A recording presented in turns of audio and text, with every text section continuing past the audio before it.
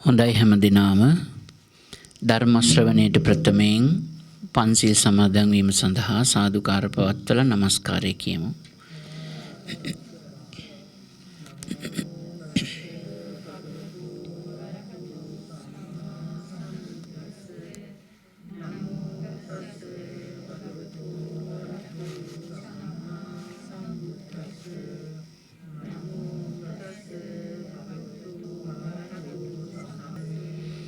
බුද්ධං සරණං ගච්ඡාමි ධම්මං සරණං ගච්ඡාමි සංඝං සරණං ගච්ඡාමි ဒုတိယံ පි බුද්ධං සරණං ගච්ඡාමි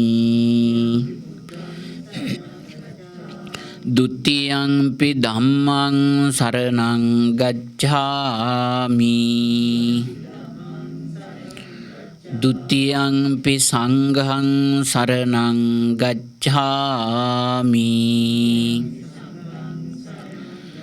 තතියංපි බුද්ධං සරණං ගච්ඡාමි තතියංපි ධම්මං සරණං ගච්ඡාමි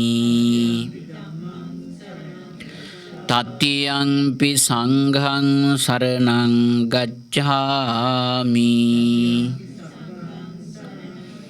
තිසරණ ගමනං සම්පුන්නං පානාතිපාතා වේරමණී සික්ඛාපදං සමාදියාමි අදින්නාදානා වේරමණී සික්ඛාපදං සමාදියාමි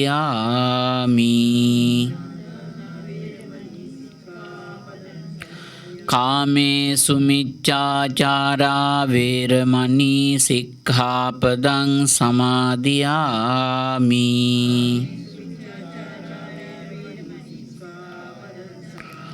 මුසාවාදා වේරමණී සික්ඛාපදං සමාදියාමි සුරාමේරය මජ්ජපමා දට්ඨානා වේරමණී සික්ඛාපදං සමාදියාමි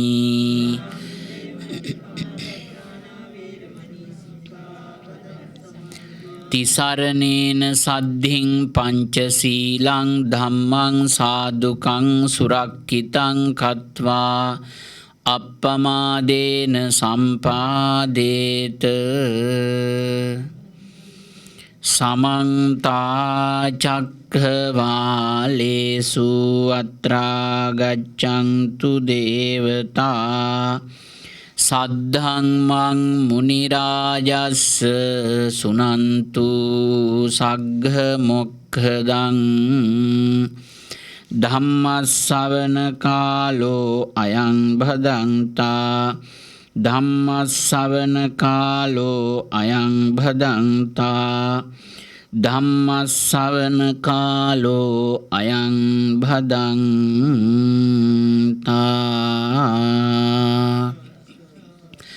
නමෝ තස්ස භගවතෝ අරහතෝ සම්මා සම්බුද්දස්ස නමෝ තස්ස භගවතෝ අරහතෝ සම්මා සම්බුද්දස්ස නමෝ තස්ස භගවතෝ අරහතෝ සම්මා සම්බුද්දස්ස අට්ඨහිකෝ අනුරුද්ධ ධම්මේහි සමන්නාගතෝ මාතුගාමෝ කායස්ස බේදා පරං මරණා මනාපකායිකානං දේවානං සහබ්යතං උපපජ්ජති ධර්ම ශ්‍රවණාබිලාසී ශ්‍රද්ධා බුද්ධ සම්පන්න කාරුණික පින්වත්නි, අද දින මේ ධර්ම දානයේ ප්‍රධාන දායකත්වයේ දරන ඉතාලියේ වෙරෝනා නගරේ ජීවත් වන මංජුලා පෙරේරා මහත්මිය සහ රොෂාන් මහත්මයා ඇතුළු මේ දුවා දරුවන් හැම දෙනාගේම බලාපොරොත්තුව දැනට වසර 84ක් වෙන තමන්ගේ ආදරබර මෑණියන් වහන්සේට දිගා සිරි සම්පත් ප්‍රාර්ථනා කිරීම. ඒ වගේම මියගිය ආදරණීය පියාණන් වහන්සේ වන ජස්ටින් පෙරේරා මහත්මයා ප්‍රමුඛ ඔබගේ තවත් වර්ග පරම්පරානුගත ඥාතීන්ට පින් අනුමෝදන් කිරීම. ඉතින් කළුතර නෑබොඩ පදිංචි මේ පිරිස දුරු බැහැර ගෙනවාගෙන චන්දිමා කන්දෙගෙදර උදානි ඉන්දිකා කියන මේ දියණිවරු තමන්ගේ විදේශගත වෙලා ඉන්න ඒ මංජුලා සහෝදර මහත්මිය ඒ වගේම රොෂාන් මහත්මයා මේ අය වෙනුවෙන් මේ අයගේ ප්‍රධාන දායකත්වයෙන් මේ පින්කම සිදු කරගන්න මේ හැමෝම එකතු කරගෙන මේ අවස්ථාවට සහභාගී වෙන්නේ. ඉතින් ඔබ හැමෝටම මම කල්පනා කළා ඔබගේ ජීවිතය සම්පූර්ණයෙන්ම වෙනස් කරගන්න පුළුවන් ඔබේ හැමදාම මතකේ රඳව ගන්න පුළුවන් ධර්ම කාරණාවක් අද මේ මොහොතේ කියලා දෙන්න ඕන කියලා. ඒක පුංචිම දෙයක්. බුදුරජාණන් වහන්සේ වදාළ 80000ක් ධර්මස්කන්ධයෙන් බිඳක් අද ඔබට කියලා දීලා ඒක ඔබේ ජීවිතයට බද්ධ කරලා ඔබට ඔබේ ඉදිරියේ කරගෙන යන පාරමිතා ධර්මයන් සම්පූර්ණ කරන වැඩපිළිවෙල සාර්ථක කරන්න ලැබුණොත් මම හිතනවා අද මම මේ පැයක කාලය මගේ ජීවිතයේ ආයුෂනේ මම මේ ඔබට දෙන්නේ. ඒ නිසා ඒක ලොකු පිනක් පිණිස මට හේතු වෙයි කියලා. මම කිසිවක් අපේක්ෂා කරන්නේ නැහැ මේ ධර්ම දානයේදී.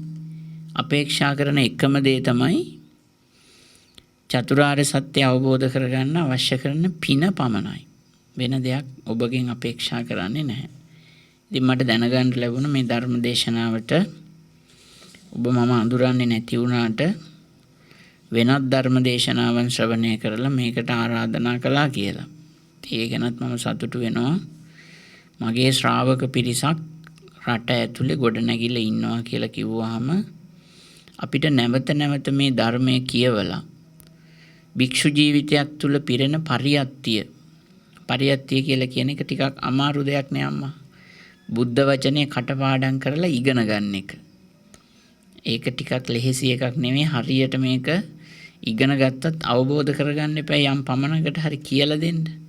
ඉතින් ඒ නිසා අපේ පරියත්තිය සම්පූර්ණ කරගන්න ඒ වගේ ශ්‍රාවක පිරිසක් ලංකාව ඇතුලේ ඒ වගේම ලෝකවාසී බෞද්ධ ජනතාව අතර බිහි වෙලා ඉන්නවයි කියලා හිතුනහම ඒගොල්ලෝ සසර බැඳීමක් එක්ක තමයි එකතු වෙන්නේ. මොකද දක්ෂ දේශකයෝ ඕන තරම් ඉන්නවනේ. ඒ ඉඳෙද්දී යම්කිසි දේශකයෙකුගේ දේශනාවකට ඇහුම්කන් දීලා ඒකෙන් ධර්මය ග්‍රහණය කරගන්න පුළුවන් කියලා හිතන්නේ ඒක සසර සම්බන්ධකමක්. ඒ නිසා තමයි මම හිතන්නේ මේ ශ්‍රාවක පිරිස අපේ ජීවිතය සමග බැඳිලා අපෙන් ධර්ම දාණය බලාපොරොත්තු වෙන්නේ. ඉතින් ඒ නිසා මම ඊටාම සන්තෝෂයෙන් මේ ධර්ම දේශනාව මේ වෙලාවේ ඔබ වෙනුවෙන් සිදු කරන්නේ. බුදුරජාණන් වහන්සේගේ දේශනාවට අනුව ඔබ මේ සිදු කරන පින්කම පුංචි පින්කමක් නෙවෙයි. දක්ඛින විභංග සූත්‍රයේ තියෙනවා අම්මා මේ දානය පිළිබඳ බෙදීම්. ඒකට දක්ඛින විභංග සූත්‍රය තමයි කියවන්න ඕන දන් දෙන අය අංක 1 දානය මොකද්ද 2 මොකද්ද 3 මොකද්ද 4 මොකද්ද කියලා අවබෝධ කරගන්න. එතකොට මේ දක්ඛින විභංග සූත්‍රයේ තමයි දාන විභාගය තියෙන්නේ. ඔයගොල්ලෝ හැමෝම දන් දෙන අයනේ. හැමෝම දන් දෙනවා. එතකොට දක්ඛින විභංග සූත්‍රයේ අංක 1ටම තියෙන්නේ වැඩිපුරම ආනිසංස ලැබෙන පින්කම තමයි මොකද්ද? ධර්ම දානය. එතකොට අද මේ කරන්නේ ධර්ම දානමය පින්කමක්. ඔබටත් සකල ලෝකවාසී සත්වයාට යහපත පිණිස. මේ ධර්මයේ ශ්‍රවණය කරන හැම දෙනාගේම ජීවිත වෙනස් කරගන්න පුළුවන් පැයක කාලයක් තමයි අද අපි මේ ගත කරන්න හදන්නේ. ඉතින් මම හිතුවා මම දන්නවා ධර්මදේශනාවක් කරනකොට ඒ ධර්මදේශනාව අහන්න වැඩිපුර ඉන්නේ වර්තමාන කාලේ කාන්තාවෝ කියලා. දැන් මෙතනත් එහෙමනේ 1 2 3 කියලා ගණන් කරොත් වැඩිපුර ඉන්නේ කාන්තාවන්. මම හිතන්නේ මේ ධර්මයේ අහන අයත් එහෙම වෙන්න ඇති. එතකොට අතීතේ නම් එහෙම එකක් තිබ්බේ නැහැ. අතීතේ වැඩිපුර හිටියේ පිරිමි අය ධර්මශාලාවේ. ධර්මයේ දන්න අය හිටියෙත් එහෙමයි. අද ඒක වෙනස් වෙලා සම්පූර්ණයෙන්ම කාන්තාවන් විසින් රට පාලනය කරන තැනට ඇවිල්ලා. ඒක ඉතින් නරකක් නෑ, හොඳයි. ධර්මයේ දන්න කෙනාගේ අතට තමයි බලය යන්නේ. ගෙදරක වුණත් එහෙමයි. ගෙදරක ඉතින් ගොඩක් මහත්තුරු සල්ලි හම්බ කරලා දුන්නාට මම නෝනාගෙන් අහලා කියන්නම් කියලානේ කියන්නේ. ඒක නරක නෑ, ඒක හොඳයි. ධර්මයේ දන්න කෙනාගේ අතට තමයි බලය යන්න ඕන. ධර්මයේ නොදත් කෙනාගේ අතට බලය ගියොත් මොකද වෙන්නේ? දුකක්, ලොකු දුකක් හැදෙන්න පුළුවන් එතන. ඉතින් මම ඒ නිසා මම කල්පනා කරා අද මට නිකන් මේ ධර්ම දේශනාවට එන්න කලිනුත් මට හිතුණා මෙතෙන්ට වැඩිපුර ස්ත්‍රීන් තමයි සහභාගී වෙන්නේ කියලා. ඉතින් බුදුරජාණන් වහන්සේ කොසඹෑ නුවර ഘോഷිතාරාමේ වැඩ ඉන්න කාලේ අනුරුද්ධ මහරහතන් වහන්සේ දිවා විහරණය ගත කරන්න විවේකව වැඩ ඉන්න උන්වහන්සේ ඒ විවේක සෙනසුනකට වැඩියා. ඒ කොසඹෑ නුවර ഘോഷිතාරාමයේ ආශ්‍රිතව තියෙන විවේක සෙනසුනක් වෙන්න ඕන. එහෙම වැඩියාම උන්වහන්සේ දැන් දිවා විහරණය ගත කරමින් ඉන්නකොට එතෙන්ට එනවා මේ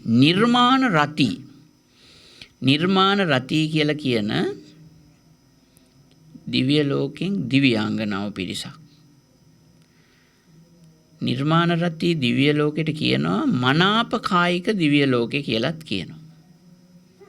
එතකොට මනාප කායික දිව්‍යාංගනාව ඇවිල්ලා අනුරුද්ධයන් වහන්සේට කියනවා දැන් අනුරුද්ධ හාමුදුරුවෝ බණ භාවනා කරන්න, ධර්මය සාකච්ඡා කරන්න, ධර්මය ගැන මෙනෙහි කරන්න නෙමේ ස්ථානයට වැඩම කළේ. දැන් මේ මනාප කායික දිව්‍යාංගනාවෝ ඇවිල්ලා මොනවද අනුරුද්ධ හාමුදුරන්ට කියන්නේ? අනුරුද්ධ හාමුදුරන්ට කියනවා ස්වාමීනි අපි නිර්මාණ රතියෙන් ආපු දේවතාවියෝ. එහෙම කියනවා. කාරණා 3කින් අපි අසිරිමත්. කාරණා 3ක් තියෙනවා අපේ ජීවිතේ බැබලෙන්න හේතු වෙච්ච. එතකොට මොනවද මේ කාරණා 3?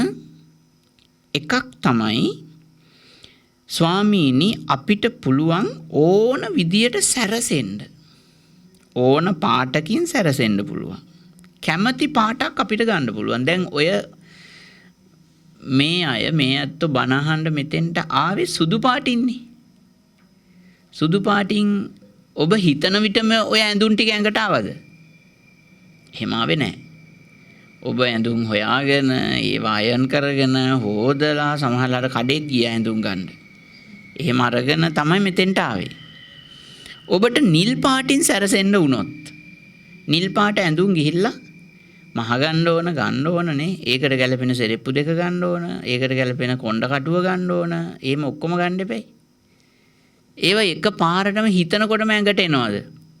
නිල් පාට ඒවා දැන් නිල් පාටින් යන්න ඕන කියලා හිතපු ගමන් ඔක්කොම ටික නිල් පාටින් ආව. සෙරෙප්පු දෙකත් නිල් පාටයි, කොණ්ඩ කටුවත් නිල් පාටයි, සාරියත් නිල් පාටයි, ආභරණත් නිල් පාටයි, ඔක්කොම නිල් පාටයි.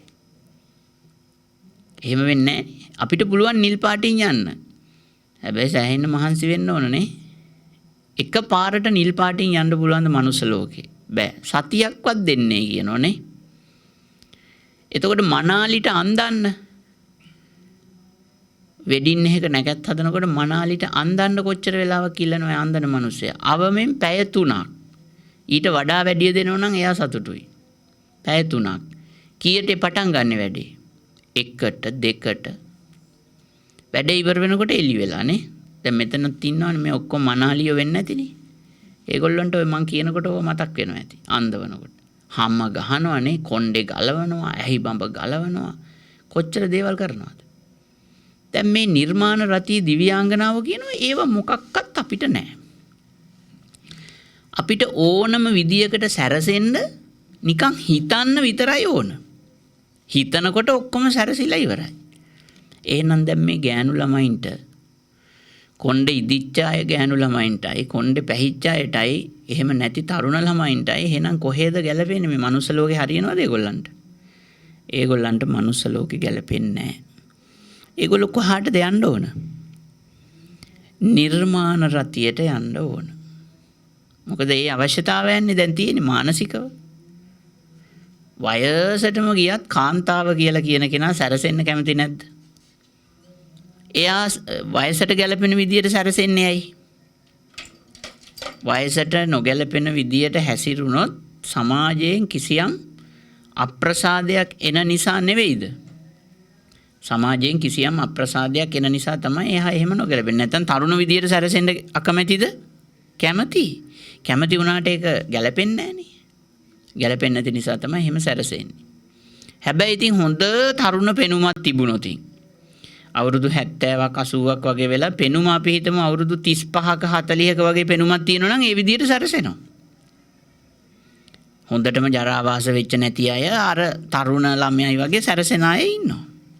එහෙම ඉන්නවා අවුරුදු 70යි වයස. හැබැයි 35 40 වගේ ඉන්නවා. එතකොට දැන් මේ සියලු දේවල් මේ මිනිස්සුන්ගේ ජීවිතවල තියෙන මනෝභාවයන්නේ මේවා ලෞකිකයි තමයි. ලෞකික වුණාට මේවට හේතුවයි ඵලයයි දැනගන්න ඕනනේ අම්මා. හේතුව දැනගන්නත් ඕන, ඵලය දැනගන්නත් ඕනනේ. ඵලයේ හැටි දැනගන්නත් ඕන. ඵලය නිට්ටයයිද, සුඛයිද, ආත්මයිද නේද? සදාකාලිකයිද? එහෙම ඒවත් දැනගන්න ඕන.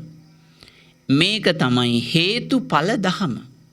බුදුරජාණන් වහන්සේ පෙන්වන පටිච්ච සමුප්පාදයම තමයි මම මේ එක විදියකට ඔබට මේ කියලා දෙන්නේ. පටිච්ච සමුප්පාදයම තමයි. ඉතින් දැන් මේ දෙවඟනෝ මොකද කියන්නේ අනුරුද්ධ හාමුදුරන්ට? දැන් මේ භාවනා කරන තැනට ඇවිල්ලා. ලස්සන ගෑනු ළමයි 4 දෙනෙක් ඇවිල්ලා. කොහෙන්ද ඇවිල්ලා තියෙන්නේ? නිර්මාණ රතියෙන්. ඉතින් නිර්මාණ රතියේ ගෑනු ළමයි එහෙම එනවද මේ රහතන් වහන්සේලා භාවනා කරන තැන් වලට? දැන් අපේ ඉන්න ගෑනු ළමයි එහෙම යනවද? හොඳට සැරසුනොත් කොහේ හරි සංගීතයක් බලන්න නේ. ඒ වගේ තැනකට නේ යන්නේ. ඉතින් අනුරුද්ධයන් වහන්සේ මුණ ගැහෙන්න ආවේ ඇයි? ධර්මයට කැමති අය වෙන්න ඕන. ඉතින් ඒගොල්ලෝ කියනවා ඒ විතරක් නෙවෙයි ස්වාමීන් වහන්සේ. අපිට ගයන්න පුළුවන්, අපිත් එක කවුරුවත් නැහැ කිව්වා ගයන්න. ඒ විතරක් නෙවෙයි අපිට වයන්නත් පුළුවන් ඒ වගේම. ඒ විතරක් නෙවෙයි ස්වාමීනි අපිට හොඳට නටන්නත් පුළුවන් කිව්වා. දැන් මේ ටික නෙවෙයිද ගෑනු කෙනෙකුට අවශ්‍ය? සැරසෙන එකයි ඕන විදියට. දැන් මේගොල්ලෝ මොන පාටින්ද සැරසෙන්නේ? කියනවා අපිට ඕන නම් නිල් පාටින්, රත්රන් පාටින්, රතු පාටින්, සුදු පාටින් ඕනම පාටකින් අපිට නිර්මාණ රති ඕන වෙලාවක කය නිර්මාණය කරගන්න පුළුවන්. ඒකට මොකද්ද කරන්න ඕන? මහන්සි වෙන්න ඕන. කඩේ යන්න ඕනද අපි වගේ? නෑ. හිතන්න විතරයි තියෙන්නේ. හිතනකොට ඒ ටික ඔක්කොම වෙනවා. කොහොම පිනක්ද නේ? එතකොට ඒ වාගේ තත්වයන් නිර්මාණය කරගන්නත් මේ බුද්ධ ශාසනය අවශ්‍යයිද නැද්ද? අවශ්‍යයි. ඒකටත් මඟ පෙන්වලා තියෙන්නේ බුදුරජාණන් වහන්සේ. නැතුව මේ වෙන කවුරු හරි ශාස්ත්‍රූවරයෙක්, බ්‍රහ්මයෙක්වත්, ශක්‍රයෙක්වත් මේ ලෝකේ වෙනත් ආගම් කතුවරයෙක් ඕවා කියලා දීලා නැහනේ. කිසිම තැනක එහෙම කියලා දීලත් නැහැ, දන්නෙත් නැහැ ඒගොල්ලෝ. කියලා දෙන්න බෑ දැනගෙන දැකලා. ඊළඟට දැන් මේගොල්ලන්ට මොනවද? Music and dancing. ඒවා උපතින්ම නිකම් මේ අපේ මනුස්ස ලෝකේ වගේ නෙමෙයි. අංග සම්පූර්ණයි. ගායනවා නම් ගැයීමෙන් එක. වයනවා නම් වැයීමෙන් එක. ඊළඟට දැන් ඉතින් ඇත්තටම අනුරුද්ධයන් වහන්සේ කල්පනා කරා මේ ඇත්තද මේ කියන්නේ? ඊට පස්සේ හිතුවා මේගොල්ලෝ නිල් පාට වුණොත් හොඳයි කියලා. දේවතාවියෝ දැනගත්ත අනුරුද්ධ හාමුදුරුවෝ එහෙම හිතනවායි කියලා. හිතනකොටම නිල් පාට වුණා. සේරම නිල් පාටයි ඇඳුනුත් ඔක්කොම. ඊට පස්සේ ටික වෙලාවක් යනකොට රතු පාට වුණොත් හොඳයි කියලා හිතුණා. රතු පාට වුණා. රත්රන් පාට වුණොත් හොඳයි කියලා හිතුණා. ඔක්කොම රත්රන් පාට වුණා. සුදු පාට වුණොත් හොඳයි කියලා හිතුණා. ඔක්කොම සුදු පාට වුණා. දැන් මේ අනුරුද්ධ මහරහතන් වහන්සේගේ අත්දැකීමක්. ඊට පස්සේ ටික වෙලාවක් යනකොට මේගොල්ලෝ මෙන්න ගායනා කරන්න පටන් ගත්තා. හරිම මිහිරි. සුන්දරයි, රමණීයයි, කමනීයයි, ප්‍රේමනීයයි, මදනීයයි ඔය ඔක්කොම ටික තියෙනවා ගායනාවේ. දැන් මෙහෙම අපි ගායනා කරොත් එහෙම තියේද හැම ගෑනු ළමයෙකුටම? බොහෝම කලාතුරකින් කටහඬ සුන්දර වෙයි, රමණීය වෙයි, කමනීය වෙයි, මදනීය වෙයි නේ. දැන් මේ සූත්‍රයේ තියෙන වචන මම මේ කියන්නේ. මගේ හිතලා එහෙම නෙමෙයි හොඳේ. සූත්‍රයේ තියෙන වචන මේ කියන්නේ. එතකොට දැන් ඉතින් ගී ගයනවා. ඊට පස්සේ ඉතින් මේගොල්ලෝ දැන් මේ අනුරුද්ධ හාමුදුරුවෝ හිතුවේ නැහැ මේගොල්ලෝ ගයන්න ඕන කියලා. නමුත් මෙයාලා ගයනවා. ඊට පස්සේ ටික වෙලාවක් යනකොට මෙන්න නටනවා. හොඳට නටනවා. දැන් මේ මෙහි අපේ අය නටනවා වගේ නෙමෙයි. දිව්‍යාංගනාවන්ගේ නර්තන ඒවා අය වෙන නැටුමකටවත් සමාන කරන්න බෑ. ඒගොල්ලන්ගේ ශරීර ලාලිත්‍ය මේ දෙතිස් කුණ පොලින් හැදිච්ච ශරීර නෙමෙයි ඒවා. එතකොට දැන් මේක අපේ අනුරුද්ධ මහරහතන් වහන්සේට අත්දැකීමක්නේ. ඉතින් දැන් මේ දේවතාවියෝ නටන්න පටන් ගත්තට පස්සේ අනුරුද්ධ මහරහතන් වහන්සේ බැලුවා දැන් මේක විකාරයක් හරියන්නේ නැහැ කියලා උන්වහන්සේ ඇස් පියාගත්තා. දැන් මේක විග්‍රහ කරගන්න අනුරුද්ධ මහරහතන් වහන්සේට ඥානය තිබුණාද?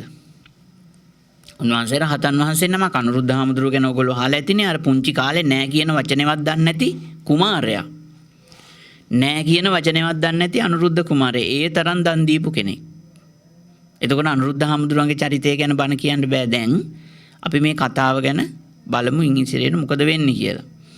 දැන් මේකට හේතුවයි ඵලයයි දන්නවද අනුරුද්ධ මහරහතන් වහන්සේ? දන්නේ නැහැ. මෙහෙම වෙන්න හේතුව දන්නෙත් නැහැ, ඵලය දන්නෙත් නැහැ. බුදුරජාණන් වහන්සේ ළඟට ගියා. ගිහිල්ලා කිව්වා ස්වාමීනි භාග්‍යවතුන් වහන්සේ මම දිවා විහරණය ගත කරනකොට මේ වගේ අත්දැකීමකට මුහුණ දුන්නා. මට මෙහෙම දෙයක් වුණා. මට දැනගන්න ඕන මේ දේවතාවියෝ මේ අනුරුද්ධ කුමාරයා ස්වාමින් වහන්සේ දැකපු මේ කියන මනාප කායික දිව්‍යාංගනාවෝ මෙහෙම වෙන්නේ මොකක් නිසාද? ස්වාමීනි කොපමණ කරුණ වලින් යුත් ස්ත්‍රිය කය බිඳී මරණින් මතු මනාප කායික නම් දේවතාවියන් හා සමාන භාවයට පත්වන්නේද? අනුරුද්ධ කායික සූත්‍රය. එතකොට බුදුරජාණන් වහන්සේ දැන් මෙතන මේක විග්‍රහ කරන්න පටන් ගත්තා. උන්වහන්සේ පැහැදිලි කරනවා මෙන්න මෙහෙම අට්ඨහිකෝ අනුරුද්ධ ධම්මේහි සමන්නාගතෝ මාතුගාමෝ කායස්ස බේදා පරම්මරණා මනාප කායිකානං දේවානං සහබ්යතං උපපජ්ජති කතමේ අට්ඨහි අනුරුද්ධේනි කරුණු 8කින් යුත් ස්ත්‍රිය කය බිඳී මරණින් පසු මනාප කායික නම් දේවතාවන් හා සමභාවයට යයි කවර කරුණු 8ක් දයත් ඉද අනුරුද්ධ මාතුගාමෝ යස්ස මාතා පිතරෝ බන්තුනෝ දේන්ති අත්තකාමා හිතයිසිනෝ අනුකම්පකා අනුකම්පකං උපාදාය අනුරුද්ධේනි දියණියට වැඩ කැමැති හිතයිෂී අනුකම්පා සහගත මව්පියවරු අනුකම්පාව උපදවා ඇය යම් පුරුෂයෙකුට පාවා දෙද්ද ඇය ඒ ස්වාමියාට තස්ස හෝති පුබ්බුට්ටායිනී පළමුව නැකිටි. ඔන්න දැන් පෙන්වන්නේ මොකද්ද? මේ මනාප කායිකයට යන්න කැමති අය දැනට කසාද බැඳලා ඉන්න ස්වාමි පුරුෂයා ඉන්නවනේ. එයා කළුද සුදුද කියලා හොයන්නේ නැතුව මොකද කරන්න තියෙන්නේ? එයා වෙනුවෙන් කරන්න වත්පිළිවෙත් ටිකක් තියෙනවා. දැන් මේ ගැහණියක් වෙන්නේ මොකක් නිසාද? ගැහණියක් වෙන්නේ හේතුඵල ධහමට අනුව ඒකට අදාළ කිසියම් ධර්මතාවයක් නිසා. ඒක වෙනමම බණක් කියන්න ඕන. ගැහණු වෙලා උපදින්නේ නැහැ කියලා. හොඳේ. ගැහණු වෙලා උපදින්නේ පිරිමි නිසා තමයි. සමහර වෙලාවට ගැහණු වෙලාම එක දිගට උපදින්නේ නැහැ. දැන් මේ જાතියේ ගැහණු වෙලා ඉන්න අය ගිය જાතියේ පිරිමි වෙන්න පුළුවන්. පිරිමි වෙලා ඉන්න අය ගිය જાතියේ ගැහණු වෙන්න පුළුවන්. බොහෝ දුරට අද නම් මට පේන්නේ ලංකාවේ ඉන්න පිරිමි ඔක්කොම පෙර જાතිවල ගැහණු තමයි කියලා. මොකද ගැහණු ගති තමයි වැඩි හරියකට තියෙන්නේ. කේලම් කියන්නේ කවුද වැඩිපුර ගැහණුද පිරිමිද? පිරිමිනේ වැඩිපුර කියන්නේ. වැඩිපුර කතා කරන්නේ ගැහැණුද පිරිමිද? අද කාලේ බැලුවම ගැහැණු අය නිහඬයි, පිරිමි අය තමයි කතා කරන්නේ. දැන් ගෙදරකට ගිහිල්ලා බැලුවොත් සාමාන්‍යයෙන් කච ගාලා කතා කරන්නේ ගැහැණු අයනේ. දැන් ගෙදරක ගියාට පස්සේ සද්දය ඇහෙන්නේ 6න් පස්සේ පිරිමියාගේ සද්දේ තමයි ඇහෙන්නේ. ගැහැණිය නිහඬයි. එයා වැඩිපුර කතා කරන්නේ නැහැ. එතකොට එහෙනම් දැන් ඉන්න පිරිමි අයට වැඩිපුර තියෙන්නේ ගැහැණු ගතිද පිරිමි ගතිද? වැඩිපුර තියෙන්නේ ගැහැණු ගති. ඕපදූප හොයන්නේ කවුද වැඩිපුර? පිරිමිද ගැහැණුද? ගැහැණු අය එහෙම හොයන්නේ නැහැ. මට පේන හැටියට ගැහැණුන්ට සාපේක්ෂව අද කාලේ පිරිමි අය ඕපදූප හොයනවා වැඩි. කුතුහලය වැඩි. සැකය වැඩි. වැඩිපුර සැක කරන්නේ ගැහැණුද පිරිමිද? පිරිමි අය. සමහර අයගේ විවාහ ජීවිත තියෙන ජීවිත කාලේ කිසිම වරදක් කරලා නැහැ. හැමදාම සැකෙන් තමයි ජීවත් වෙලා තියෙන්නේ. එතකොට එහෙම ගැහැණු ගතිත් එක්ක ඉන්න පිරිමි ඔබ හිතනවාද ඊළඟ ජාතියේ වැරදිකාම සේවනයත් කළොත් ඒ කාන්තේම ගැහැණියක් වෙනවා. සමහර ලාට නිවන් දකින්න වෙන්නේත් ගැහැණියක් විදියට තමයි. ඔය තුන්වෙනි ශික්ෂාපදයේ ආශ්‍රිතව තියෙන සදාචාර ධර්ම ටිකක් මම කිව්වේ. යම් කිසි කෙනෙක් ගැහැණු වෙච්ච කෙනෙක් පිරිමියෙක් වෙන්න කැමති නම් තුන්වෙනි ශික්ෂාපදයේ ජීවිත පරිත්‍යාගයෙන් රකින්න ඕන. පිරිමිකම රැකගන්න කැමති කට්ටිය තුන්වෙනි ශික්ෂාපදය ජීවිත පරිත්‍යාගයෙන් ආරක්ෂා කරගන්න ඕන. නැත්තම් පිරිමිකම කියන එක මේ දෙවියන් වහන්සේ මැව්වා ඒ විදිහට තමයි සදාකාලිකව පවතින්නේ කියලා වෙන ආගම් දර්ශනවල කියනවා වගේ අවිපරිණාමී එකක් නෙවෙයි. හොඳේ. බුදුදහමේ තියෙන කර්මවාදයට අනුව පිරිමියෙක් ඕන වෙලාවක ගැහැණියෙක් වෙලා උපදින්න පුළුවන්. ගැහැණියෙක් ඕනම වෙලාවක පිරිමියෙක් වෙලා උපදින්න පුළුවන්. ඒකට බලපාන්නේ සීලය. සීලයට සාපේක්ෂයි ගැහැණුකම හෝ පිරිමිකම. සීලය කියන වචනේ දැම්මට පස්සේ ඒකට සමාන ලකුණ දාලා ඉස්සරහින් ලියන්න පුළුවන් ගැහැණිය කියලා. සීලයේ තරම සමානයි ගැහැණිය, සීලයේ තරම සමානයි පිරිමියා. එතකොට ඒ සීලය අතරත් වෙනම බෙදලා පෙන්නුවොත් තුන්වෙනි ශික්ෂාපදයේ ආශ්‍රිතව තියෙන සමාජ ධර්ම, සදාචාර ධර්ම ටික ආරක්ෂා කරන්න ඕන ප්‍රතිපත්ති හැටියට. දැන් මේ බලමු මොකද කියන්නේ? පුරුෂයෙකුට පාවලා දෙනවා. ගෑනු ළමයා හොඳට හදලා ඉතින් උගන්නලා නේ කසාද බඳලා දෙනවා. හොඳ වෙඩින් එකක් කරලා. දැන් මොකද්ද මේ ගෑනු ළමයා ගියාම කරන්න වෙන්නේ යාට? ගෑනු ළමයි මේව දන්නවද මන් දන්නේ. පෙම්වතුන්ගේ දිනයක් තිබ්බනේ පෙරීදද කොහෙදනේ. මේවා ගෑනු ළමයි දන්නේ නැත්තම් හොඳට අහගන්න. හොඳට අහගෙන මතක තියාගන්න ඕන. මෙතනත් ඉන්නවනේ කසාද බැඳපු නැති පොඩි ළමයි ඉන්නවනේ. තරුණ ළමයි මේ දෙන්නෙත් තුන් දෙනෙක් ඉන්නවා. ඒගොල්ලෝ සහ මේ බණ අහන අනිත් අයත් මේවා හොඳට අහගන්න, මතක තියාගන්න බැරි නම් ලියා ගන්න. ලියාගෙන පාඩම් කරගන්න. එතකොට මේවා ප්‍රතිපත්තියට නැගෙයි. දැන් මේ මොකද්ද කියන්නේ ගෙදරක? තස්ස හෝති පුබ්බුට්ටායිනි. ස්වාමියාට පෙර අවදි වෙයි. එහෙම වෙනවද ගෙවල් වල? එහෙම වෙනවා නම් ඒ ගෙදර හොඳ ගෙදරක් වෙයි ඉතින්. තර්ක කරන්න එපා. මම විතරක් අවදි වෙන්න ඕන, පිරිමිය අවදි වෙන්න ඕන නැද්ද? දැන් වෙන ආගම් වල එහෙම දේව ධර්මයේ ගැන තර්ක කරන්නේ නැහැ නේ. දෙවියන් වහන්සේට විරුද්ධව කතා කරන්නේ නැහැ. කුරාන් වලත් නැහැ, අනිත් එකෙත් නැහැ. අපේ ආගමේ තමයි ඔක්කොම තර්ක විතර්ක. කවුද මේවා කිව්වේ? එහෙම වෙන්න ඕනද? ස්ත්‍රීන්ට සම අයිතිවාසිකම් අවශ්‍යයි. එහෙම කතා කරන්න පුළුවන්. එතකොට පුබ්බුට්ටායිනි කියලා කියන්නේ පළමුව නැගිටි. පච්චා නිපාතිනි. නින්දට යන්නේ අන්තිමට. පසුව නින්දට යයි. ඊළඟට කිංකාර පටිස්සාවිනි. ස්වාමියාට කීකරුව ඇහුම්කම් දෙයි. බයට නෙමෙයි හැබැයි. හොඳේ දැන් අද ඉන්න ගෑනු නම් බයට. හැන්දෑවට ගෙදරට එනකොට සද්ද නැහැ. ඔක්කොම නිහඬයි. ඒ බයට නෙමෙයි, බයට නෙවෙයි. ඇත්තටම ඇහුම්කම් දෙනවා. මනාපචාරිනී. ස්වාමියාගේ හිත කැමැත්තට අනුව හැසිරෙයි. හිත කැමැත්තට අනුව තමයි හැසිරෙන්නේ. අඳින්නේ එයා කැමති ඒවා. සමහර වෙලාවට කන්නේ බොන්නෙත් එයා කැමති ඒවා තමයි. ගමන් බිමන් යන්නේ එයා කැමති විදියට. ආභරණ පළඳින්නේ ඒ විදියට. කතා කරන්නේ එයා කැමති විදියට. ඔක්කොම ඒව බලනවා. මෙයා කොහොමද කැමති කියලා. ඒ කැමති විදියට අනුගත වෙනවා. ඊළඟට ප්‍රියවාදිනී. ප්‍රිය වචනම තමයි කතා කරන්නේ. සමහර වෙලාවට පරුස වචන කියනවා පුරුෂයා. හැබැයි හොඳ ස්ත්‍රියක් නම් එයා ධර්මය දන්නවා නම් එයා පරුස වචන කියන්නේ නැහැ. පරුස වචන කියන තමන්ගේ ස්වාමියාත් ඒකෙන් මුදවා ගන්නවා. මොකද මෙයාගේ එහෙම පරුෂ වචන නොකියන ස්වභාවයක් තියෙනවා නම් අරයා පරුෂ වචන කියන වාරයක් පාසා මම මේ ගැහණියගේ කටින් මේ වගේ වචනයක් අහලා නැහැ කියලා ලැජ්ජ වෙනවනේ. ලැජ්ජ වෙනවා. එයාගේ පුරුෂකමේ තියෙන කැපැසිටි එක බාල වෙනවා. බාල වෙලා අන්තිමේදී මේ જાතියෙම ගැහණියක් විදියට තමයි මිය යන්නේ. සිහිවිකල් වෙලා. ආකල්ප වලින් ගැහණියක්. ශරීරයෙන් පිරිමියෙක් නේ. එහෙම වෙනවා. හේතුඵල ධමයි මම මේ කියන්නේ. වෙන මොකවත් නෙවෙයි.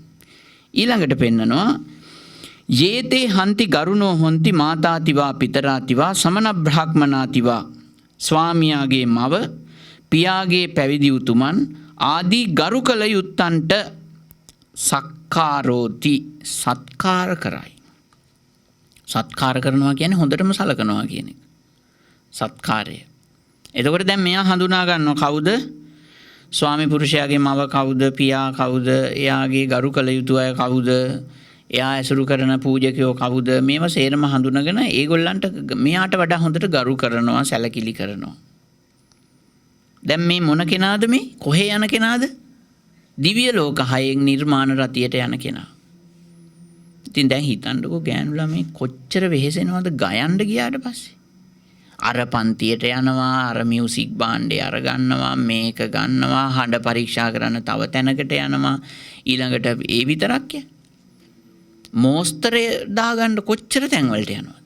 විවිධ ක්‍රීම් වර්ග ගන්නවා මොන තරම්නම් දුකක් විඳිනවද කියලා හිතන මනුස්ස ලෝකේ මේ ඒව මොකක්වත් නැහැනේ. නිර්මාණ රතිය ඒ හිතන්න විතරයි තියෙන්නේ. ඔක්කොම ටික ඒ ටික ලැබෙනවා. දැන් ගෑනු ළමයි හැමෝම කැමති නැද්ද ඩාන්සින් වලට? හැබැයි ඩාන්සින් වලට කැමති වුණාට හැමෝටම නටන්න බෑ මනුස්ස ලෝකේ. ඒකට සුවිශේෂී එක්කෙනෙක් දෙන්නේ. ගායනා කරන්න හැමෝම කැමතිනේ නේ. හැම ගෑනු ළමයෙක්ම ගයන්න කැමති. හැබැයි ඉතින් ලංකාවේ මේ ලෝකේ උපදින්නේ ගායනා හඬ හරියට තියෙන දසලක්ෂයකට එකක් වගේනේ උපදින්නේ. දසලක්ෂයකට එකක් වගේ. ඒ කියන්නේ සුපිරිම හැකියාව තියෙන. දසලක්ෂයකට එකයි. කතිකයොත් එහෙමයි. කතා කිරීමේ හැකියාව තියෙන දැන් ලංකාවේ මනුෂ්‍ය ජනගහනය අනුව ගත්තොත් දක්ෂතම කතිකයෝ ඉන්නේ ධර්ම විද්‍යාවට අනුව 20යි. ලක්ෂ 200යි ඉන්නේ. ඒක 10න් බෙදලා ඉවරලා බලන්න. 10න් බෙදුවම දසලක්ෂයකට එකක් තමයි බිහි වෙන්නේ. 20 දෙනයි කතිකයෝ ඉන්නේ. ඒගොල්ලෝ කවුද කියලා ඉතින් හොයාගන්න නෑ. එහෙම හොයලා බලන්න කවුද ඉන්නේ කියලා දක්ෂව කතා කරන්න. එතකොට දැන් මේ සත්කාර කරනවා කාටද? මවට, පියාට, පැවිදි උතුමන්ට සහ තවත් ගරු කළ යුතු අයට. ඊළඟට ගරුන් කරෝති ගරු කරයි. අගෞරව කරන්නේ. අව කැපෙන වචන මොකක්වත් කියන්නේ. මානේති බුහුමන් කරයි පූජේති පුදයි. වඳින්න ඕන කෙනෙක් ආවොත් වඳිනවා. ඒ වගේම අභ්භාගතේච ආසනෝදකේන පටිපූජේති. නිවසට පැමිණි කල්හි ආසනයක් පිළිගන්වයි, පෑන් පිළිගන්වයි. කාලා බීලා නැත්තම් කෑමක් දෙනවා. ඕන්න වෙනස. දැන් අලුතෙන් කසාද බැඳලා ගිහිපු ළමයෙක් මේ විදියට යම්කිසි ගෙදරක හැසිරෙනවා නම් එයාට සුදුසුකමක් ඒක හේතුවක්. මොන ඵලය හටගන්නද? නිර්මාණ රතියේ උපතක් ලබන්න හේතුවක් වෙනවා. යේච බන්තු අබ්බන්තරා කම්මන්තා උන්නාතිවා කප්පාතිවා ස්වාමියාගේ නිවසේ මැහීම් ගෙතීම් ආදී ගෘහණියකට අදාළ සියලු කටයුතු කෙරෙහි අලස නැත්ී වේද, එහි වෙහෙස ගන්නී වේද, විමසීමෙන් යුක්ත වූවාහුද, කාර්යයට සුදුසු වේද, සංවිධානයට සුදුසු වේද, තත්ත දක්කා හෝති. ඒවාට දක්ෂ වේ. මොනවටද දක්ෂ වෙන්නේ? මහාණ්ඩ ගොතණ්ඩ සියලු කාර්ය. නිවසක කොච්චර දේවල් තියෙනවද? ගෙදරට ගියාට පස්සේ කිව්වොත් මේ කර්ටන් එක මගේ නෝනයි මැහුවේ කියලා මහත්තයෙක් කිව්වොත් හරි. මේ ඇඳුම එයාම මහගත් එකක් කියලා කිව්වොත් ඊටම හොඳයි. ඒ විතරක් නෙමෙයි ආහාර පාන සකස් කරන්න. ඒ ඕනම දෙයකට දක්ෂයි. එහෙම වෙන්න ඕන. එතකොට දැන් ඔබ හිතන්න නිර්මාණ රතියට ඉන්ටර්විව් එකක් තිබ්බොත් ඒකෙදි අවශ්‍ය සුදුසුකම් ටික තමයි මේ ටික ඔක්කොම පුළුවන් වෙන්න ඕන. මහන්න පුළුවන් වෙන්න ඕන, ගොතන්න පුළුවන් වෙන්න ඕන. ඒවට නිකම් බෑ. තත්ත දක්කා හෝති. ඒවට දක්ෂයෙක් වෙන්න ඕන. දැන් නිකන් ඉතින් කොට්ටුර කෑල්ලක් වගේ මහන්න පුළුවන් වුණාට ඒක හැමෝටම පුළුවන් වැඩක් නේ. එහෙම බෑ. මහන්න දක්ෂ වෙන්න, මැහුම්කාරියන් අතර මැහුම්කාරියෙක් වෙන්න ඕන. එහෙම විය යුතුයි. ඊළඟට අනලසා කම්මැලි නැති අය අතර කම්මැලි නැති කෙනෙක් වෙන්න ඕන. නිකන් සාමාන්‍ය සුදුසුකම් හරියන්නේ නැහැ. තත්රූපාය විමංශාය සමන්නාගතා අලං කාතුං අලං සංවිධාතුං. ඒවා කෙරෙහි වෙහෙසීම විමසිලිමත් වීම කාර්යයන්ට සුදුසු ලෙස හැඩ ගැසීම කටයුතු හොඳින් සංවිධානය කිරීම කරයි. එතකොට ඉතින් ඕවා කරලා කොහොමද හඳුන්නේ බණ භාවනාවක් කරගන්න කියලා සමහර වෙලාවට හිතේ. හිතුණට කරන්න දෙයක් නැහැ. ඒකට ඇයි කසාද බැඳගත්තේ? ඕවා කරලා මම රස්සාව කරන්නේ කොහොමද? මම ඒවා දාලා නැත. මේ ධර්මයේ රැකියාව කරන්න පුළුවන්. රැකියාව කළාට යමෙක් ස්ත්‍රියක් නම් ඒ ස්ත්‍රියකගේ මනස හැදෙන්න මේ ව්‍යායාම හේතු වෙනවා ඇති කියලා තමයි මම නම් හිතන්නේ. ඒ කියන්නේ ස්ත්‍රී මනස ධර්මයෙන් සාරවත් වෙන්න ඒ මනසේ තියෙන මොනවා හරි මනෝභාවයන් ටිකක් ඇතිනේ නේ. ඒවා විනයගරුක වෙන්න, ඒවා විනීත වෙන්න, ඒවා සුශික්ෂිත වෙන්න මේ ක්‍රියාකාරකම් බලපාන නිසා වෙන්න ඕන බුදුරජාණන් වහන්සේ මහණ්ඩ ගොතණ්ඩ දක්ෂ වෙන්න gedara වැඩ මේවා හොඳට කරන්න කියලා කිව්වේ. නැත්තම් මේ වගේ වතක් අපිට මේ ඉදිරිපත් කරන්න වැඩ නැහැ නේ මේ සූත්‍රයේදී. ඒවා බුදුරජාණන් වහන්සේ මේ ගොතලා කියන ඒවත් නෙවෙයිනේ. උන්වහන්සේ පෙන්නනවා මේ විශ්වයේ ස්වභාවයක් තියෙනවා නිර්මාණ රතියේ උපදවන දෙවඟනන් තුල මේ ಗುಣධර්ම පිරුණොත් තමයි එහෙ යන්නේ. උන්වහන්සේ පෙන්වන්නේ මේ ලෝකයේ තියෙන ස්වභාවයක් ගැන. මෙහෙම වෙන්න කියලා නෙමෙයි. මෙහෙම වුණොත් මෙහෙම වෙනවා. ඒකයි මේ පෙන්වන්නේ. එතකොට මම මේ සම්පූර්ණයෙන්ම අද මේ කතා කරන්නේ ගැහැණු කෙනෙකුගේ තියෙන මනෝභාවයන් පිළිබඳ. සයිකොලොජිකලි පැත්තට ගියොත් තන්නේ කරම මේ සූත්‍රයේ තියෙන ආකල්ප වලින් එකක්වත් නැති එකක්වත් අඩු ගැහැණු කෙනෙක් මම නම් දකින්නේ නැහැ මනෝවිද්‍යාත්මකව. මේ කිසි දෙයකට අකමැති වෙන්නේ නැහැ. ඊළඟට යෝසෝ බන්තු අබ්බන්තරා අන්තෝ ජනා දාසාතිවා පෙස්සාතිවා කම්මකරෝතිවා නිවසේ අභ්‍යන්තර ජනයන් වන මෙහිකරුවන් දාසයන් කම්කරුවන් ආදීන්ට මොනවද මෙයා කරන්නේ? දැන් සමහර නිවෙස්වල එහෙම ඉන්න පුළුවන් නේ. ලොකු ධනවත් පවුල්වල සේවකයෝ ගොඩක් ඉන්න පුළුවන්. කම්කරුවෝ ඉන්න පුළුවන්, දාසයෝ ඉන්න පුළුවන්. ඒගොල්ලෝ එක්ක කොහොමද ආශ්‍රය නිශ්‍රය කරන්නේ මේ බලන්න. තේසං කතංච කතතෝ ජනාති. කල යුතු දේ නොකල යුතු දේ වශයෙන්ද. කල යුතු දේ කල යුතු දේ වශයෙන්ද නොකල යුතු දේ නොකල යුතු දේ වශයෙන්ද. දැන් මේ 16ක් දැක්කට පස්සේ එයාට පුළුවන් මෙයාට සුදුසු මේ දේ. මෙයාට මේක ගැලපෙන්නේ නැහැ. එහෙම කියන්න දක්ෂ වෙන්න ඕන. සමහරවිට පුරුෂයා ඒක දන්නේ නැති නිසානේ ධර්මයේ පෙන්වන්නේ ගැහණිය ඒක දැනගන්න ඕන කියලා. දැන් අපි හිතමු 16ක් කතා කරලා කිව්වොත් ඔයා පෝල් කඩන්න කියලා. බිරිඳට කියන්න පුළුවන් එයාට පෝල් කඩන්න බෑ. එයාට කොන්දේ අමාරුවක් තියෙනවා. නේ? ස්වාමි පුරුෂයා කියනවා පෝල් කඩන්න කියලා. ඒ 16ට පෝල් කඩන්න බෑ. එයාට වෙන වැඩක් දෙන්න. එයාට පුළුවන් දේ මේක. එතකොට එහෙනම් මේ පෙන්වන්නේ මොකද්ද? දාසකම්කරුවන් ගැන පවා කරුණාවෙන් මෛත්‍රියෙන් බලන්නේ කවුද? ඒ අයට පවා මවක් බඳු සෙනෙහසින් කටයුතු කරන්නේ කවුද? ගෙදරක බිරිඳ. එයා මවක් වෙන්නේ තමන්ගේ දරුවන්ට විතරක් නෙමෙයි ගෙදර වැඩ කරන දැසිදසුන් ගැන පවා සානුකම්පිත විදියට බලනවයි කියන එක මේ වක්‍රාකාරයෙන් පෙන්වන්නේ. ඊළඟට අකතංච අකතෝ ජානාති. නොකල යුතු දේ නොකල යුතු දේ වශයෙන් දනී. ඒගොල්ලන්ට සුදුසු දේ මෙයා හොඳටම දන්නවා. දැන් ඔය ඉස්සර මේවා කියනකොට ඔබතුමීලට මතක් වෙන්නේ නැද්ද ඈත ඉතිහාසයේ සිටු පවුල්. ඒ සිටු පවුලක කොච්චර මිනිස්සු හිටියද වැඩ කරන. සමහර ලාවට 100 200 500 600 හිටියේ. ඒ ඔක්කොම පාලනය කරන්නේ අර ගෙදර ප්‍රධාන සිටු දියණිය. එයා දන්න මේ හැමෝම ගැන. සමහරවිට සිටුවරයෝ ඕව දන්නේ නැහැ. රජ ගෙදරක වුණත් එහෙමයි.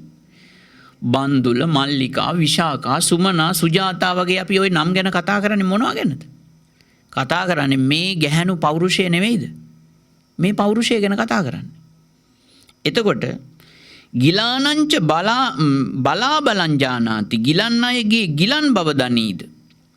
යම්කිසි සේවකයෙක් අසනීප වෙලා තියෙනවා නම් ඒකත් දන්නවා. මෙයා අසනීපෙන් ඉන්නේ. එයාට බත් වැටුප් දෙන්න ඕන නම් ඒකත් එයා දන්නවා. එතකොට පාලනයට දායක වෙන්නේ නැද්ද ස්ත්‍රිය? පුරුෂයා මේ සියල්ලට ගරු කරන්න ඕන. බිරිඳ යමක් කිව්වනම් මෙයා මේක මෙහෙමයි කියලා. ඒක බුදුරජාණන් වහන්සේ ධර්මයෙන්ම පෙන්නපු කාරණාව. ඒකට විරුද්ධ වෙන්න හේතුවක් නැහැ. කාදනීයං භෝජනීයං චස්ස පච්චං සේන පච්චන්තං සේන සංවිභජති. ඔවුන්ට කන බොන දේ බෙදා දෙයි. එතකොට ආහාර පාන ආදී වුණත් ඒක සිටු පවුලක් නම් සිටුවරයා කරන්නේ නැහැ. ඒ සිටු දියණිය තමයි ඒක කරන්නේ. ඔක්කොටම කන බොන දේවල් ටික බෙදලා දෙන්නේ. ඒක සේරම එයා කරන්නේ. එතකොට නිර්මාණ රතියට යන්න මේ සියල්ල දැනගන්න ඕන. යං බන්තු ආරහති ධනං වා දඤ්ඤං වා ජාත රූපං වා ස්වාමියා රැගෙන එන රන් රිදී ධන දාන්‍ය ආදියක් වේද. එහෙම තියෙනවනේ ගෙදර කසාද බැඳලා ගියාම තමන්ගේ ස්වාමි පුරුෂයා ධනය ගේනවා. එතකොට දැන් මේ ධනය පරිහරණය කරන්න වගකීම දීලා තියෙන්නේ කාටද? ගෘහ සාමීත්වය කාටද පවර්ලා තියෙන්නේ අපේ ධර්මයෙන්? ගැහණියට. එයා භාණ්ඩාගාරික ගෙදර. භාණ්ඩාගාරිකට පුළුවන් වෙන්න ඕන මොකද්ද? සමසේ බෙදන්නනේ. සමසේ බෙදන්න පුළුවන් වෙන්න ඕන. තං ආරක්කේන ගුත්තියා සම්පාදේති. දැන් මේ මොනවද? ආරක්ෂා කරයි රකි. මොනවද රකින්නේ? ස්වාමියා රැගෙන එන රන් රිදී ධන දාන්‍ය ආදිය ආරක්ෂා කරනවා රකින්නවා. ඒව සොරකම් කරනවද? නෑ. එහෙම කරන්නේ නෑ. තත්තච හෝති අදුත්ති ඒවාට ලොල් නොවේ. ඒව ආරක්ෂා කරාට කිසිම ලොල් බවක් නැහැ. කිසිම ආසාවක් නැහැ ඒවට. අතේනි ඒවා සොරකම් නොකරයි. අසොන්ඩි ඒවාට සල්ලාල නොවේ. සල්ලාල වෙනවයි කියන්නේ ආසාවෙන් මුසපත් වෙනවා ඒවට නේද? අවිනාසිකා ඒවා නැති නාස්ති නොකරයි. බලන්න මේ වචන ටික. බුදුරජාණන් වහන්සේ කොච්චරනම් මේ තුන් ලෝකයට අනුකම්පා කරලා තියෙනවද කියලා නේ. දැන් මේව කවුද දැනගෙන හිටියේ කියන්නේ? නිර්මාණ රති උපදින ගැහණියක් තමන්ගේ ස්වාමියාගේ ධනය ආරක්ෂා කරයි රකි. ඒවාට ලොල් නොවේ. ඒවා සොරකම් නොකරයි. ඒවාට සල්ලාල නොවේ. ඒවා නැති නාස්තිත් නොකරයි. පුළුවන් ද මෙහෙම හැඩ ගැහෙන්න? රුපියලක් හරි හොරකම් කරනවනේ. එහෙම කරනවා. පුංචි දෙයක් හරි ගන්නවා. හැබැයි හොඳ කෙනා රුපියලක්වත් එහෙම ගන්න නැහැ නේ. ගත්තොත් ඒක ලියලා හරි තියෙනවා මම මේක ගත්තයි කියලා. හොඳ බිරිඳක් නම් ගිය අවුරුද්දේ ලයිට් බිල් වලට කීයක් ගියාද කියලා දැන් දන්නවා. මේ දැන් ඇහුවොත් මේ බණ කියන වෙලාවේ ඇහුවොත් කියන්න පුළුවන් ස්වාමීන් වහන්සේ මෙච්චරක් ගියා. රෙදි වලට කීයද මෙච්චරක් ගියා. කෑම බීම වලට ගිය අවුරුද්දේ කීයක් ගියාද? මේ 2022 නේ 21 මං අහන්නේ. කීයක් ගියාද? දන්න ඔක්කොම දන්නවා. ගෙදර නව කර්මාන්ත වලට කීයක් ගියාද ඔක්කොම දන්නවා. ලෙඩ්ඩුන්ට කීයක් ගියාද? ලොකු පුතාට කීයද? පොඩි පුතාට කීයද? මට කීයද? ඔයාට කීයද? ඔක්කොම වෙන වෙනම දන්නවා. දන්නේ නැති වුණත් ඒවා ලියලා තියෙනවා. එහෙමනම් අත උස්සන්න ගෙනෙන්නේ නැතුව ඇති නේද අම්මා? එතකොට මේ මැනේජ්මන්ට් නෙවෙයිද? S5 ජපානෙන් ගේන්න ඕනද? අපි මේව දන්නවද? ජපානෙන් ගෙනලා S5ක් ගහගෙන ඉන්නෝනේ හැමතැනම. අපේ ධර්මයේ තියෙන S5 ඉහවහ ගිහිපු කරුණු. ඒව ඉස්සරහට ගන්න නැති එකයි ගැටලුව. එතකොට බලන්න. උපාසිකා කෝපන හෝති බුද්ධං සරණං ගතා ධම්මං සරණං ගතා සංඝං සරණං ගතා. දැන් මේ ගෑනු ළමයා කොහමද? ඇය බුද්ධ ධම්ම සංඝ යන තුනුරුවන් සරණ ගිය උපාසිකාවක්. එයා තුනුරුවන් විතරයි අදහන්නේ. වෙන කවුරුවත් අදහනවද?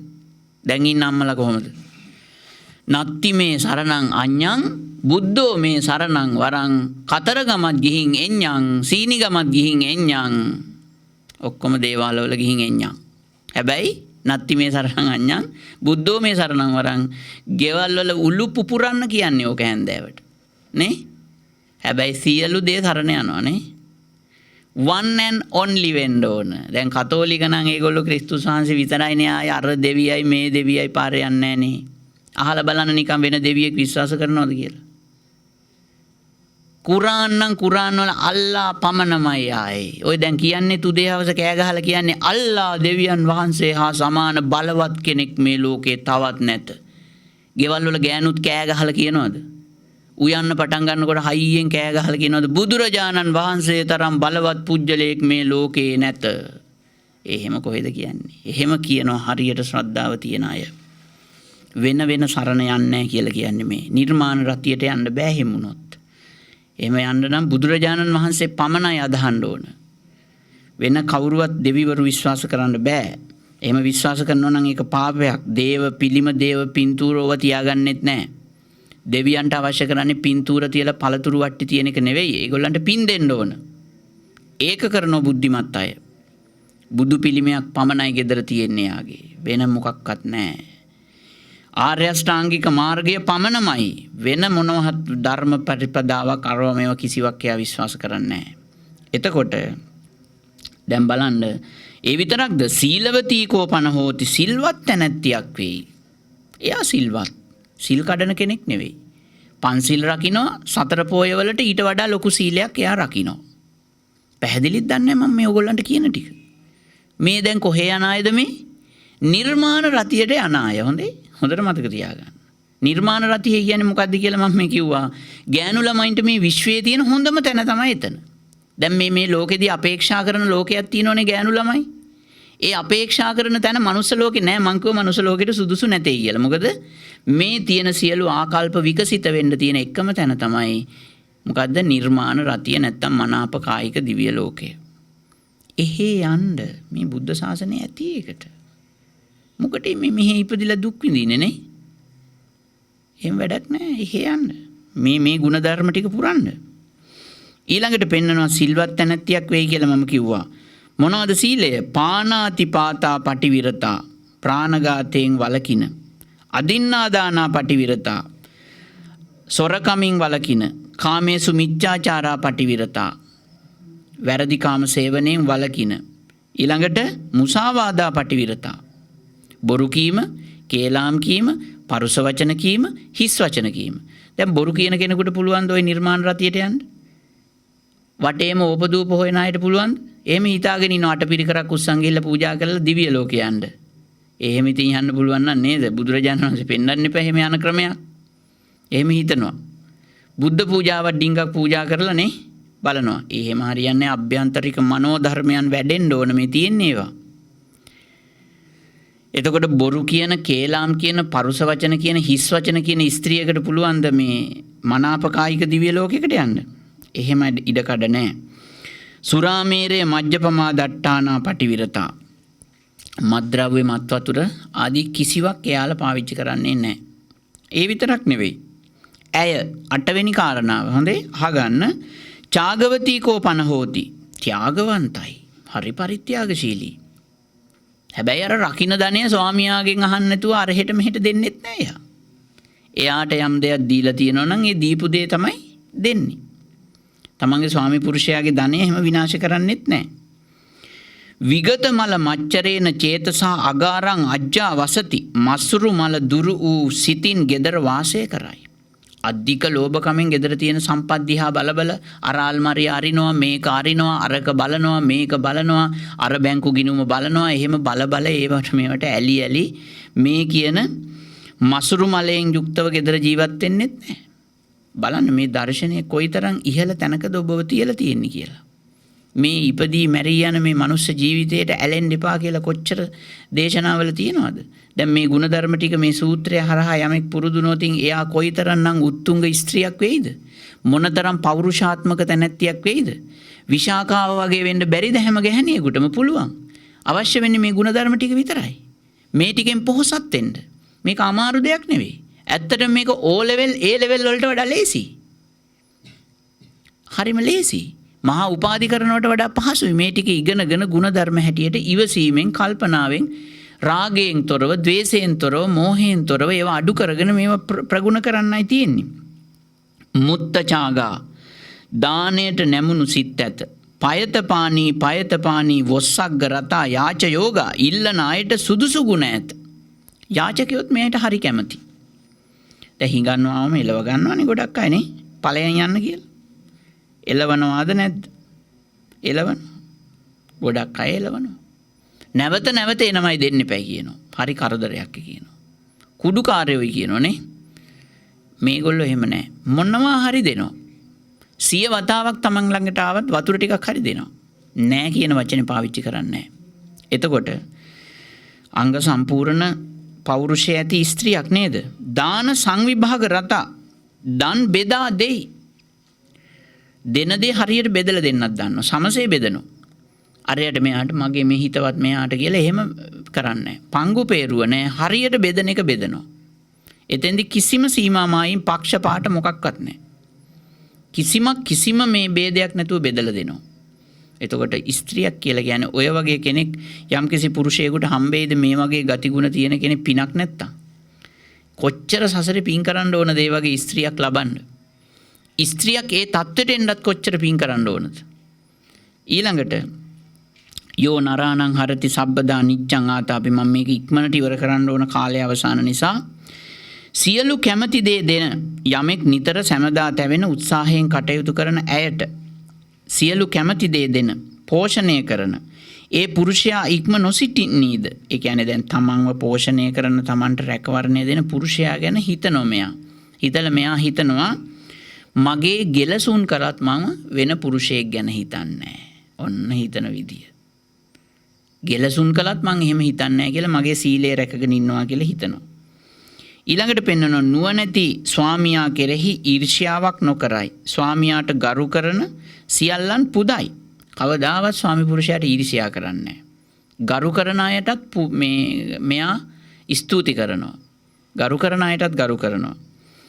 ඒ විතරක් නෙමෙයි අය වීරියවන්තයි, කම්මැලි නැහැ. පරිවාර ජනයාට සංග්‍රහ කරනවා. ස්වාමියාගේ සිත් සතුටු කරමින් හැසිරෙනවා. රැස් කළ දේ රකින්නවා. ඒ විතරක් නෙවෙයි. යම් ස්ත්‍රියක් මෙසේ ස්වාමියාට සේවය කොට ස්වාමියාගේ කැමැත්ත අනුව වසයිද ඇය මරණින් මතු නිර්මාණ රති දෙවියන් අතරට යයි. එතකොට ලේසිද වැඩේ? ලේසි නෑනේ. ටිකක් අමාරුයි.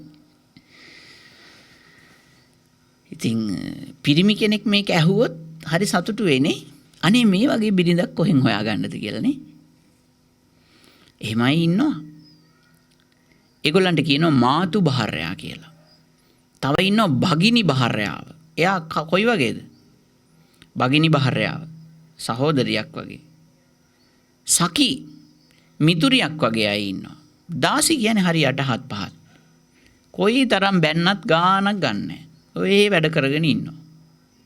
එතකොට මේවා බය නිසා, තැති ගැනීම නිසා, දඬුවමට බිය නිසා ඇති වෙන්න හොඳ නැහැ. ඒව નિરાයාසයෙන්ම අපි කියන්නේ ඇඟෙන් එන්න ඕන කියලා එහෙමම එන්න ඕන. සසර පුරුදු හැටියට මතුවෙන්න ඕන.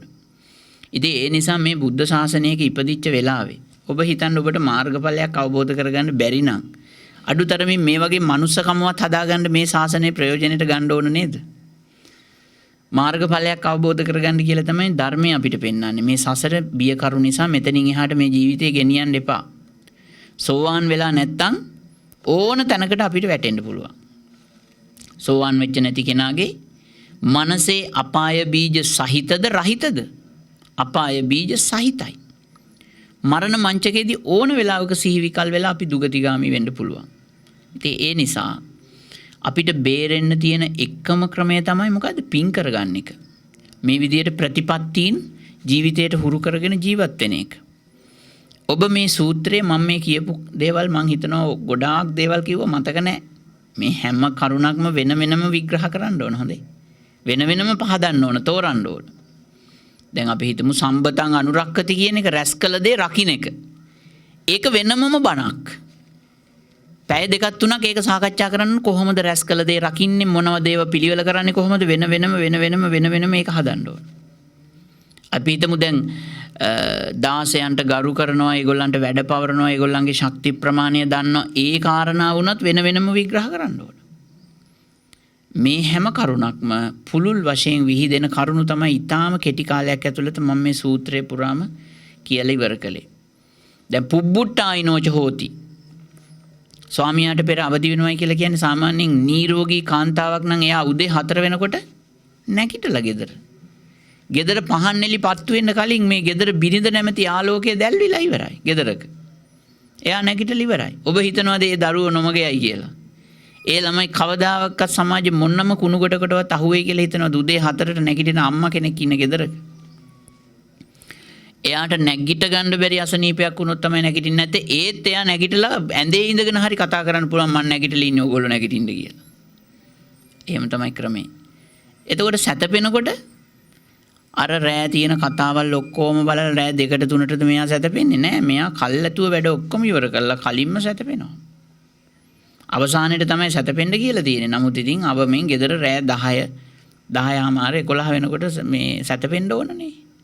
එහෙම වෙන්න ඕන නැත්නම් කොහොමද උදේ 4ට නැගිටින්නේ?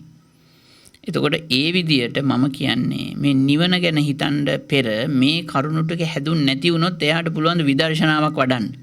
දැන් අපි හිතමු මේ ජීවිතේ මේ මම අද මේ සූත්‍රයෙන් පෙන්නපු ಗುಣධර්ම ටික ඔබේ ස්ත්‍රී ජීවිතය තුළ ස්වාමියා කේන්ද්‍ර කරගෙන දියුණු වෙලා නැත්තම් නොදියුණු තැනක තියෙනවා නම් ඔබ හිතනවාද ඔබට පුළුවන් ද ඊට වඩා උත්තරීතර ධර්මයක් ගැන හිතන්න? මට හිතන්න බෑ එහෙම පුළුවන් වෙයි කියලා. ඉතින් ඍජුවම සමත විදර්ශනාවට යන්න. එතෙන්ට යනකොටත් ඔය වගේ ಗುಣධර්ම අපි තුල තියෙන්න ඕන, වැඩෙන්න ඕන.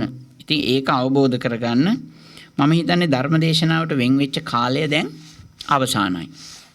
ඉතින් ඔබ දුර බැහැර ඉඳලා ආවේ මේ ධම්සතර නාලිකාවට තමන්ගේ ආදරණීය මෑණියන් වහන්සේට ආශිර්වාද කරන්න. කේ.ජී. ලීලාවතී මෑණියන් වහන්සේට නිදුක් නිරෝගී සුවය චිරජීවනයේ මේ ධර්ම දානයාගේ ආනිසංසයෙන් ලැබේවා කියලා සාදු කියලා ප්‍රාර්ථනා කරන්න. ඒ වගේම අභාව ප්‍රාප්ත වුණු ලීලාවතී මෑණියන්ගේ ආදරබර දෙමව්පියන් වන